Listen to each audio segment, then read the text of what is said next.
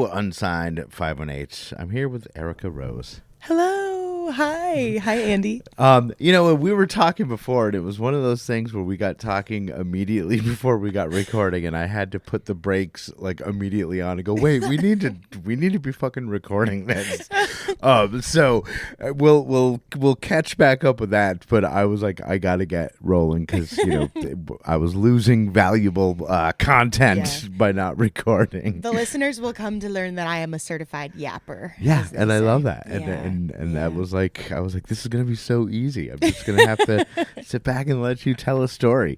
So you came on my radar via Instagram. And, I get, because obviously I follow and interact with a lot of local music, my algorithm suggests me bands that I've never heard of and musicians that I've never heard of in the area, which is like one of the best things about Instagram. Yeah. Like, I'm like, wow, I'm discovering artists through fucking Instagram. But that's how you first came on my radar, some of your videos. And it was the one, with the song California. Right. Is that what it's called? Yes, it's just California. It's definitely that one because I've been throwing that one at anyone who will listen to it. It's a great it's a great song, and it gets stuck in your head a lot. And we will touch back on that. The fact that it's a true story. Yes, it is. And I love that, and I want to hear about it. But I think we should go back a little bit to begin the conversation. And I guess I'm going to let you free on your relationship with music. Yeah.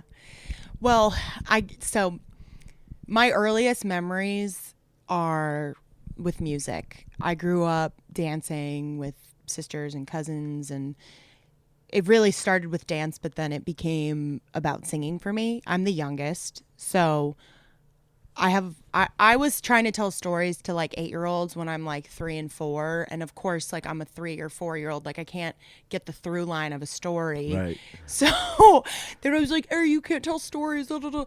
But I found that with music and with singing that I could, tell the story. And I found that I had that 3 minutes where I could get through it and then use my voice as the emotion. Whereas when I tell a story, I usually get so caught up in the emotion. Using music and singing, I was able to kind of get to my point right away. So early on, I saw that singing was a little bit of my superpower. It was my opportunity to kind of get my very large family's attention and things like that. And probably the first real like formative music experience that I had, it was after 9/11. I was about like 3 or 4 at the time. And my mom is a retired NYPD sergeant. Oh, wow. And she brought me to her Christmas party after 9/11 and put me on a table to sing, which this was like standard practice in my house. Like I would often go, to family parties and sing for everyone or wherever, like, and just sing on a table. And I remember singing "Oh Christmas Tree" and probably Mercedes-Benz, the Janis Joplin song, because that was like my main. When you were 3? Yeah, that was it. All right. That was like my main repertoire. And I just remember, I remember like looking around the room and seeing people crying and, people moved. And that moment, I feel like I'm still chasing that feeling of people feeling moved through music and just that opportunity for people to have catharsis through music and through performance. And it was that same feeling of power of like, I can have this power over a room, but it was also the same feeling of like, wow, I can give people something. Right. You know what there's a difference between like power and like wielding a power and like I control this and being like I can help people heal by just doing what I like, because you're right. Like when you said the catharsis, like even if it's not directly related to what someone needs to get out, that music will open it up. Like there's times when I will hear a song that will just make me start fucking crying, Out of like in the nowhere. car, and I won't even know why. And then, like, Yeah. you when you think of it, you're And like, it's well, the there's got to best be cry. something. Yeah, It's the best absolutely. cry. Absolutely. And I always say, there's people that have. Like, music has made them cry, and there's people that are lying about it. Yeah. Like, because there's only man, those that two song, it types. just does something Yeah. to me. Yeah. Yeah, I mean, if music doesn't make you cry, like, Yeah. what's the fucking point? Yeah. So, And like, it was just such a cool, which I'm sure you've had an experience like this too, where, and that's why you're still in this business. It's like we all as artists have this moment where you're like, like I said, I'm going to be chasing this feeling for the rest of my life. And when I was, thinking about coming and meeting with you and, talking to you about all this, I'm a Virgo rising. I don't know if you're into astrology. I'm not, but It's like, basically it means, I'll give you the long and short of it. It means that I'm like type A and all that stuff, or I present as type A. Underneath, I am not type A, but I like to, prepare and all that. And I started thinking about, I listened to all the other episodes and started thinking about what were the formative experiences for me with music. And each one of those formative experiences, it was that same like light bulb ignite feeling of I'm connecting with somebody, or I'm like really deeply connecting with myself too. right. Which is so cool, So yeah, for me it was that first instance, and then from there it was just, singing wherever I got a chance. And in second grade my family moved from Long Island, so I was born on Long Island. Oh, my wife's from Long Oh, Island. where? Not Levittown. I know Levittown. Christ, now I'm not. No, well, because she always makes fun of me because I can never, like, all the towns down won't there. tell Like, I'm her. like, I can't pronounce. Just tell her not to them. listen to this episode. Like, yeah, she doesn't listen to any of the episodes, so I mean, we're safe. So we're on clear. That. Yeah, we're safe on that front. Oh my Yeah, I gosh. don't know. I will. I'll. It'll come to me. It'll like, come to you later. Yeah, on. you'll I'll be text like, me it later. Yeah. So I was born in Franklin Square. So I was born right on the border of Queens, which is where my accent sometimes comes from. You'll hear more later, but I went to school for acting, so it kind of is like Oh wow. not there as much anymore. But if I spend like 20 minutes with my mom, I like walk back into the house with my boyfriend and I'm like, what are you doing? Like, what's going on? Like, just this thick accent. So, which I love.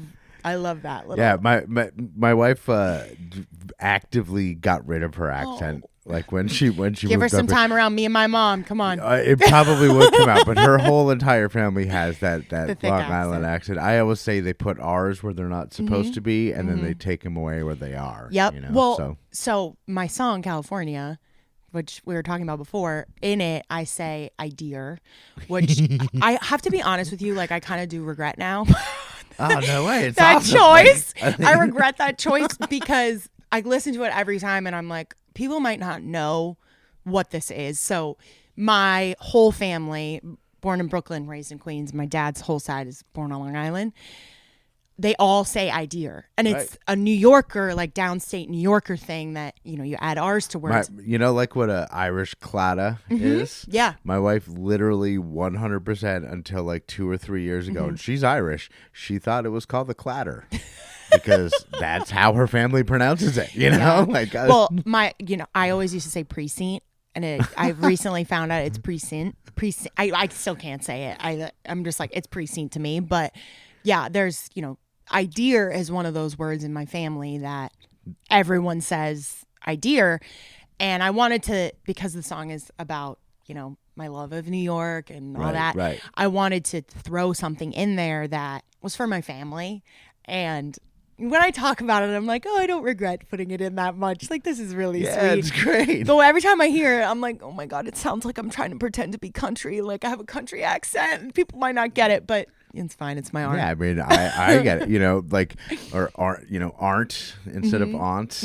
Like my mom came from New Jersey, and her accent is, I remember we used to make fun of her when we were kids because instead of father, Yeah. oh, go, Go tell your father. It was farther. I love You that. know, go tell your further and talk to your aunt. I We'd be love like, what that. the fuck is this? I love. But yeah, it's great. When I moved back to New York, my boyfriend, we moved back here together, and he's from Delaware, so he has kind of like a Philly accent, which is such a good accent. I love that accent. And he was like, "What is the upstate New York accent?"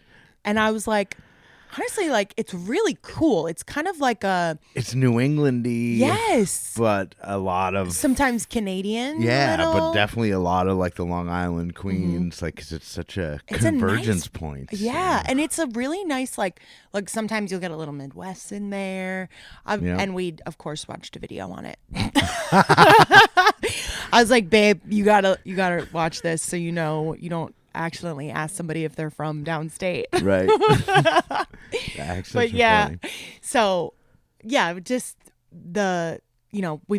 we ended up moving from Long Island up to Westchester after 9/11, and after my older sister graduated from high school. And when we moved up there, my mom put my sister and I in another dance program, and there was a community theater there. You know, the classic singer to community theater pipeline. And my mom was like, I think you're going to love this. Like, this is dance, it's singing, you know, it's all the things that you love. You're going to love it. And I loved it. It was just, you know, it was everything. It was people other than my family and my mom's coworkers listening to me sing. And from there, I started training my voice classically. So I learned how to sing musical theater style, classically sing and all that. And I was just so locked in on musical theater. And during that time, you know, I was going from hold for loud car. Yeah. I was It going, happens out here, you know. I was going to all these rehearsals and dance shows and things like that. And my dad and my mom would constantly play Sirius XM. And we're constantly listening to Tom Petty's Buried Treasure, like Nice. Sirius XM classic rock, all that. And I feel like that was when subconsciously I was starting to kind of get this tone in my voice and this growl. And, you know, I mean, I mentioned Janis Joplin was like my earliest Right. repertoire, but it really, you know, started embedding in my brain these like different styles. And a lot of Al Green, Aretha, Janis, Led Zeppelin, which we already talked about Yep. before. Oh yeah, before I think that was Sorry, before we guys. got recorded. We were talking about drums. You missed a good drum conversation. So then from there, you know, I kind of had the sprinkling, but still was so locked on musical theater. And around my sophomore year of high school, my dad got diagnosed with stage 4 head and neck cancer. And my dad's story, you know, pushed me into mine. When he was growing up, he wanted to be a race car driver, and he did it up until a little bit before I was born. And my grandpa said to him, if you die doing this, I'm not taking care of your kids because this is your choice and you're risking your life every time you do this. And then he had to quit. And my dad, when he got sick, I said to him, I was like, you know, I'm planning right now on going around the country and applying to musical theater programs. And I just don't know if that's a good idea. Because at the time he had 6 months to live. And my dad was like, you are never, I'll tell you right now, you are never going to not do something because of me. He was like, I'm going to support whatever dream that you have until the day that I die. I will be your number one fan. And then I was like, well, how does applying to 18 schools sound, Dad? And he and my mom drove me around the country auditioning for musical theater schools. And it was awesome. And it just felt like this constant affirmation of my parents like supporting my dream. And, you know, they were gunning for me. And now I realize, like, hindsight during that time was when I started to find that I didn't really fit into musical theater. You know, I had this rock and roll voice, and a lot of the roles for like 18-year-olds are sopranos, and, you know, they're like princesses, and Right. it just wasn't really my vibe. I looked like I was 30 years old, and I held the trauma of a girl that like almost lost her dad, you know. So I realized that like the stuff I wanted to sing was really mature. And I think with rock music, and not just rock music, but like country music and just, popular quote unquote music, not musical theater music, you can sing really mature content at any age and it's believable because you put yourself into it. And with musical theater, I had a really hard time being fully myself because there was this divider of like a character. Right. And there was always going to be that. Yeah, yeah. And so I didn't end up getting into any musical theater programs, which, again, hindsight, I was doing this material that wasn't me. And I think it showed. It was, a little inauthentic. And I could sing, but I couldn't, always play the part. And then I actually got into Marymount Manhattan College's acting BFA program. And my professor for my freshman year was the guy who did my audition. And he said, something to me along the lines of you gotta, you have to be yourself in the material. And my monologue did that, but my song didn't. And still was chasing the musical theater, still trying to do it. End of the freshman year, I did a pop rock music class. And my professor came up to me and I had sang a Jefferson Airplane song. And she was like, don't you have so much fun when you're actually singing material that you like? And it was same light bulb moment from when I was 3 or 4 years old. Oh, whoa. I had that experience when I was singing that I had when I was 3 or 4 years old where I felt locked in with everybody. Right. And things just, I looked back and I had a couple opportunities in high school where I got to sing with bands and I had those formative experiences again, got to sing Hold On by Alabama Shakes. I don't know if you know that song. I do, absolutely. I mean, it's such a good song. And it's a fucking hard song to sing, it's too, such man. a good thing. That song, singing that song, and I started singing it when I was 15 or 16, and now I'm 27, and it's every single year that I sing that song, it hits differently. And that was one of those moments where I was like, oh, I got to sing something like this, and this feels really good in my body. And yeah, just kind of all was my relationship to music was starting to shift there. It was really coming back to that first experience of singing something that feels so good in my body. Right. And feels good to connect with other people. And, I get to show off who I really am. And then my dad was in remission and then he got diagnosed with lung cancer and he got 4 months to live. And I was a sophomore in college. And right at the same time, my professor said, I think you should get tested for a learning disability. And I was like, I got to get down to brass tacks. It was just everything that wasn't me finishing my college degree and getting my paycheck each week and checking in with my family kind of had to go to the wayside. Sure. And it all was just my acting program, which I'm really grateful for because, I have all these skills that I get to use on stage now. I have no shame. I rolled around on the floor for so many hours in that program. You could not embarrass me for anything.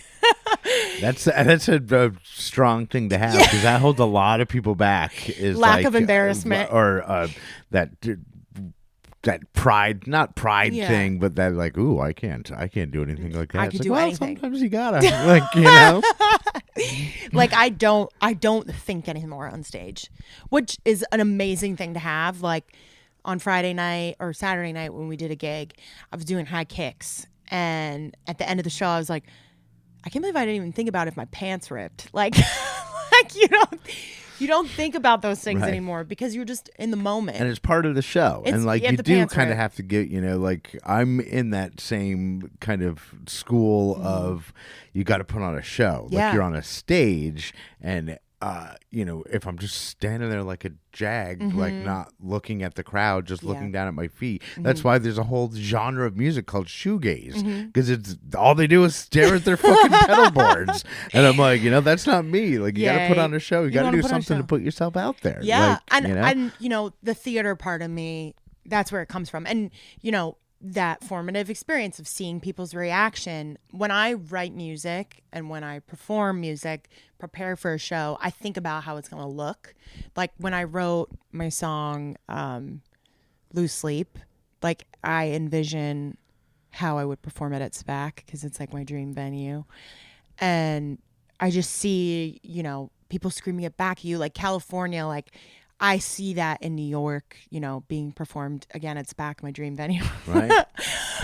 Just like people screaming it back at you. And, you know, that part of me is the theater, the dance part, that the interactions with the audience and all that. So I got that from my BFA that, you know, I'm like, every day I use that acting degree. Come on. Well, I think I want to hear a song. So Yeah. which one were you going to play first? So let's play Lose Sleep because it's right there. It's, Okay. yeah. And 10, maybe tell us a little bit about the tune before we play it. So Lose Sleep, I wrote it. It came out of the line. I'm trying to bring myself back to that spot. When I wrote Lose Sleep, I had the line, I got shit to do, so I won't lose sleep over you, which a lot of my songs kind of start from a place of love, actually. They don't really start from like angry emotions. And I was trying to write a song that was saying, I love you and I care about you, but we have something to talk about. And like, I don't want to waste, you know, losing sleep over this when I know tomorrow morning we're going to be fine, kind of thing. But what gets in the way is my inability to communicate and my great ability to yell. So that's kind of where the song came out of. So, and it really is based in a lot of my love for rock and roll. Cool. And a little bit of my love for rap too. Those verses are, the first verse is a lot of like Megan Thee Stallion inspiration and trying to really get your point out in a passionate and empowered way. So, yeah. Awesome. All right. Well, let's check out Lose Sleep, Erica Rose, and then we'll be right back.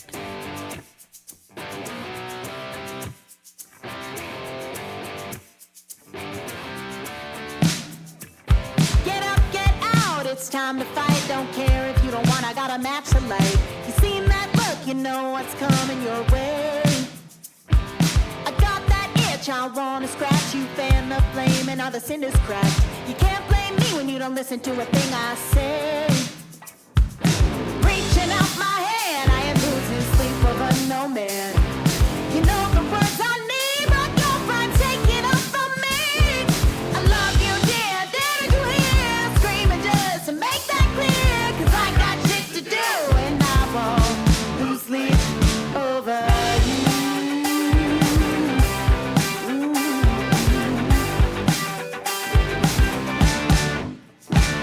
Lord knows I've got a big fucking mouth. And mama says I'll ruin this without a doubt. She said I should be sweet to you, but what I need isn't getting through. So I'll keep spitting vicious words like a broken spout. Reaching out my hand, I am losing sleep over no man. You know the words I need, but your pride taking up from me. I love you, dear, didn't you hear? Screaming just to make that clear. Cause I got shit to do and I won't lose sleep over you.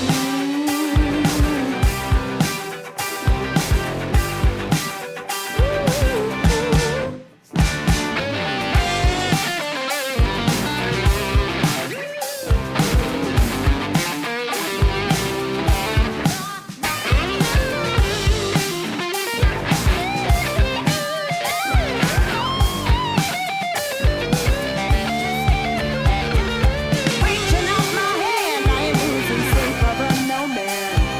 You know the words I need, but your pride taking up from me. I love you, dear, didn't you hear? Screaming just to make that clear. Cause I got shit to do and I won't lose sleep over you.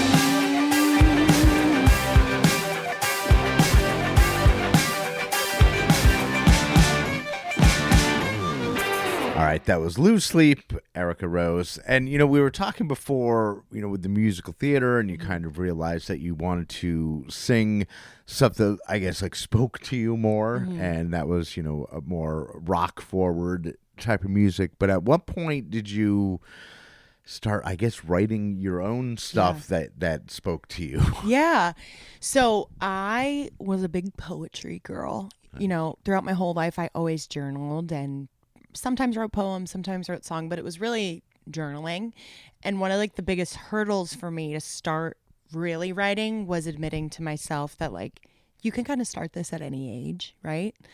And you don't have to be like doing it from when you're 3, like writing real songs to write. You can just start whenever. Sure. So after college, I took a break from performing and really like creating. I just felt really burnt out and freelanced, and I traveled around a lot the country. And then I eventually met my now boyfriend, Paul.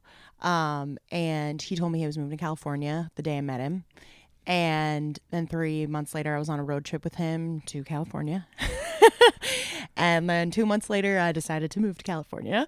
I got a job in LA working at CAA and had a lot more time. You know, went from freelancing, working 12-hour days to working 9 to 5. And I was like, should I start acting again? And I tried it, didn't feel the love, and felt really pulled to music. And I decided to make an album of covers for my grandma.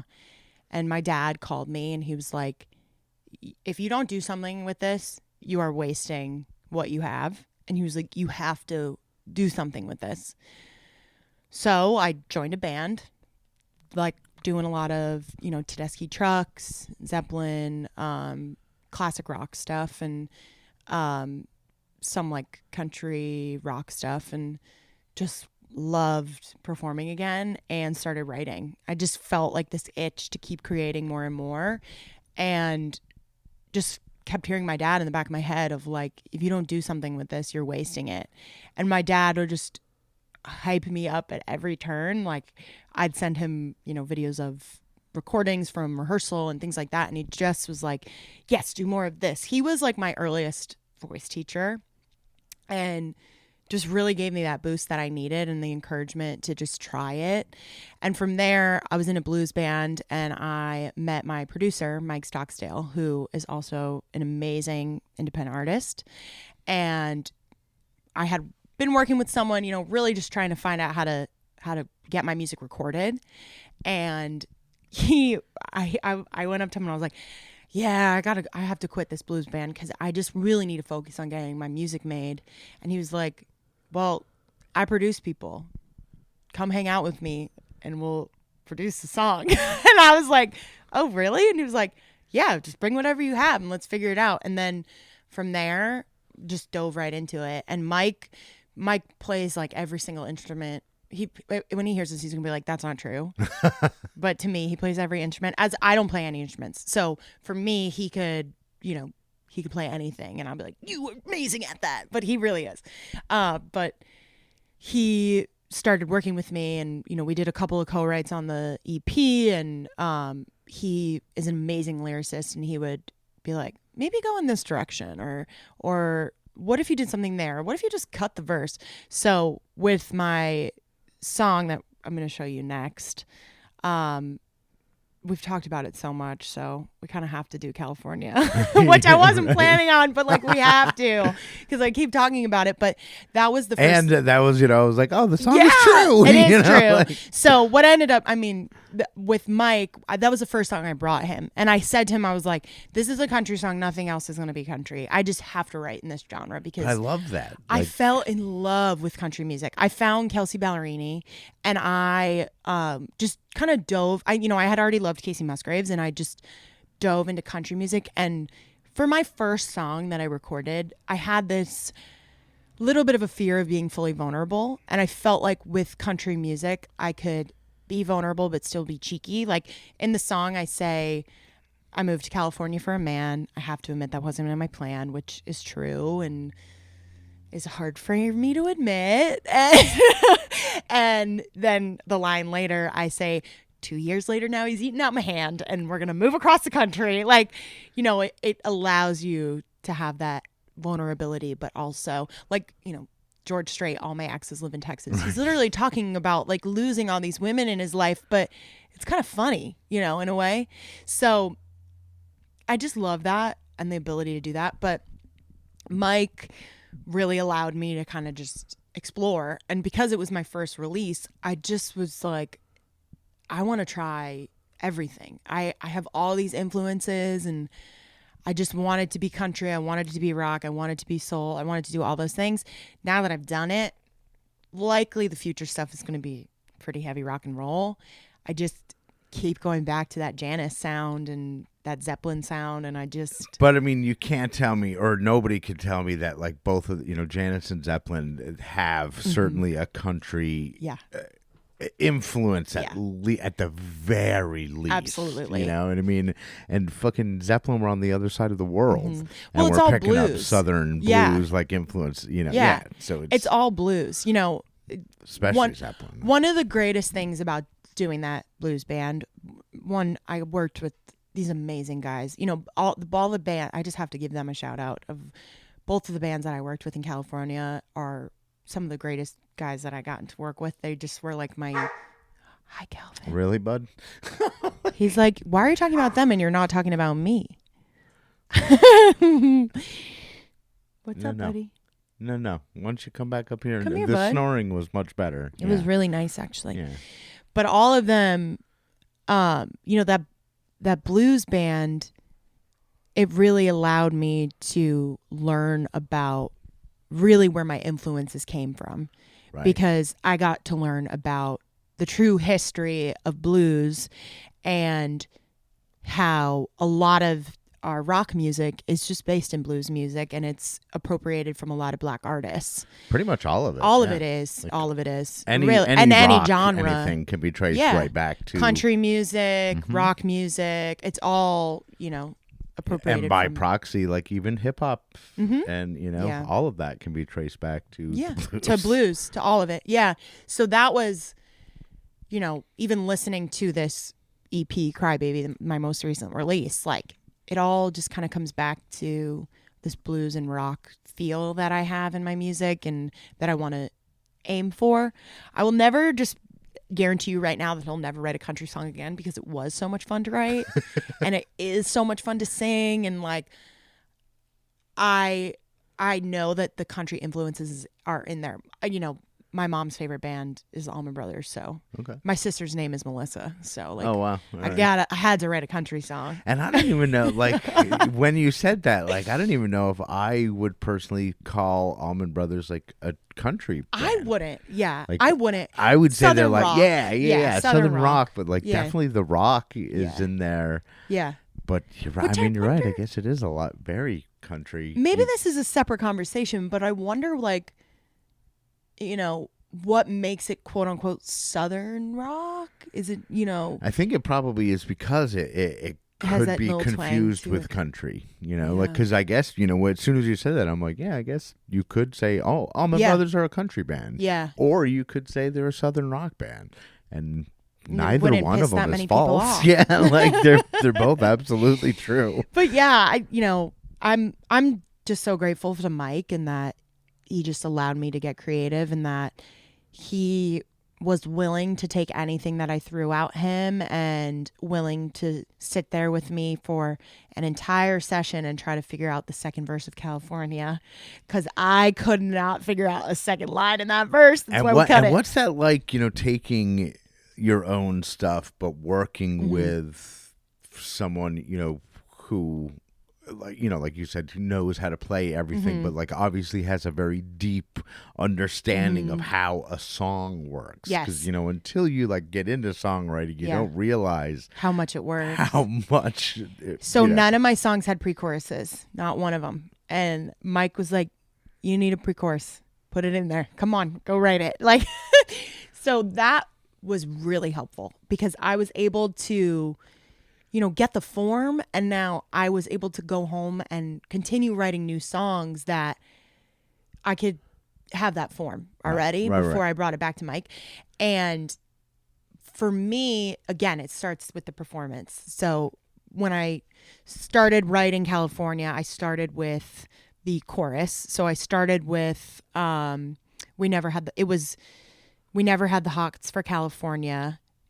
Oh, sorry. No, the main line that I started was, "This spring we'll drive through Texas. I've forgotten all my exes," which came out of George Strait, Right. and it also came out of the Miley Cyrus song "You," which she says, "I want to drive down to Texas, flip off my exes," and I fucking love that line. I love that line, and I could not get it out of my head.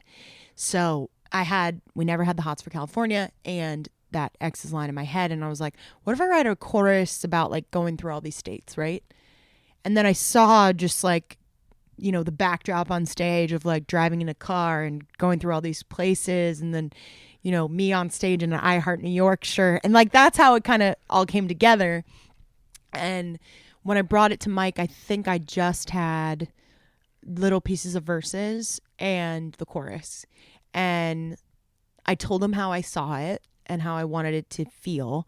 And I think one of the biggest things is that, you know, I knew Mike's work and I loved his work, and we already had that to start. So I knew that I could kind of just give him whatever and we'd be on the same page.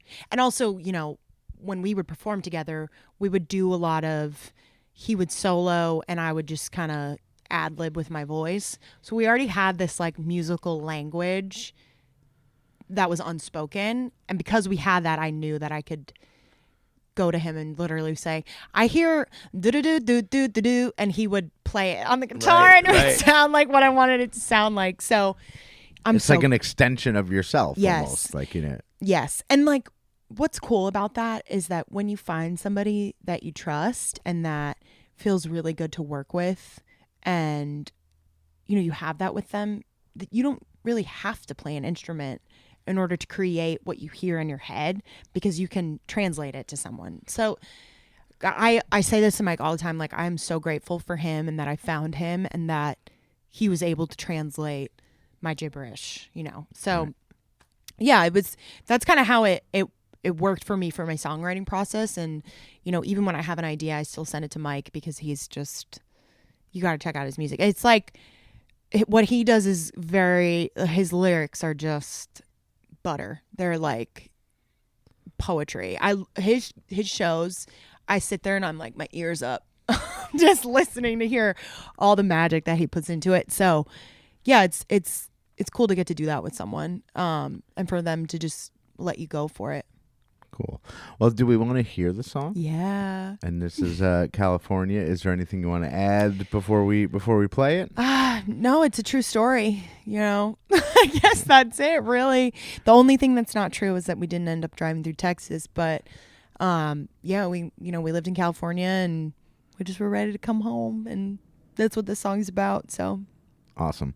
All right, well, let's check out California, Erica Rose, and then we'll be right back to wrap it up.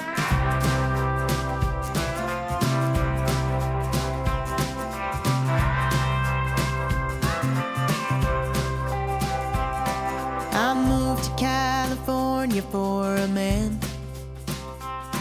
I have to admit that wasn't in my plan. New York was where it all began, but in his arms was where I'd land. 2 years later, now he's eating out my hand. Started to think of a future plans. Looked around and couldn't find what brought us here. 'Cause we never had the hots for California, and Montana's just a one-night stand idea. This spring we'll drive through Texas. I've forgotten all my exes. It's you in New York that's got my heart, my dear.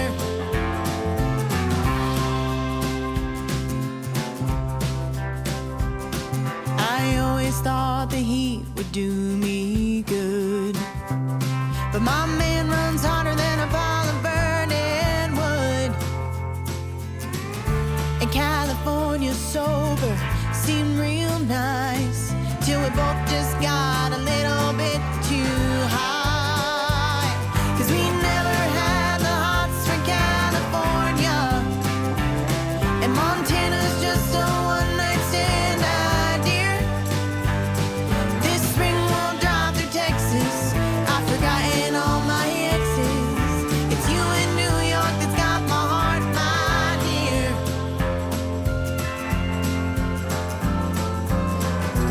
One one thing I just can't leave behind. The friends I met truly one of a kind. It breaks my heart to see us part, but God willing they'll love it and want a brand new start. We never had the hots for California, and Montana's just a one-night stand idea. This spring we'll drive through Texas. I've forgotten all my exes. It's you in New York that's got my heart, my dear. 'Cause we never had the hots for California, and Montana's just a one-night stand idea. This spring we'll drive through Texas. I've forgotten all my exes. It's you in New York that's got my heart, my dear.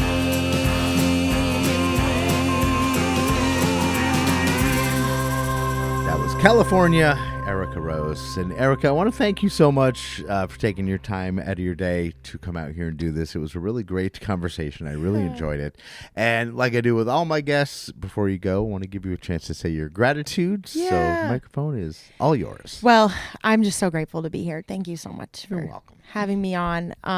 It's so awesome to be considered a 518 unsigned artist. And, it's just a really cool feeling. I just love this community, and I'm just so grateful to be here, and just this opportunity to get to talk to you and get to meet you and, talk about our community is just really awesome. And Calvin. And Yeah. Calvin. I have to say I'm really Who's grateful for sleeping next Calvin door. and his beautiful snores.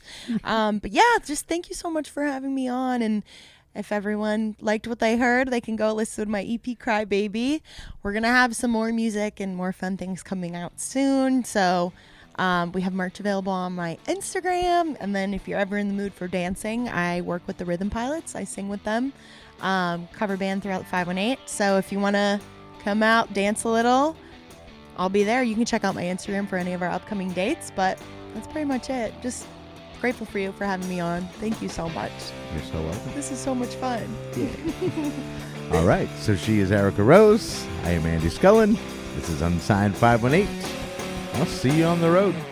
Unsigned 518 is produced and hosted by me, Andy Scullin. New episodes are available every week wherever you stream podcasts. If you would like to help support the show, please like and subscribe wherever you are listening. Or you could buy me a coffee at buymeacoffee.com/unsigned518.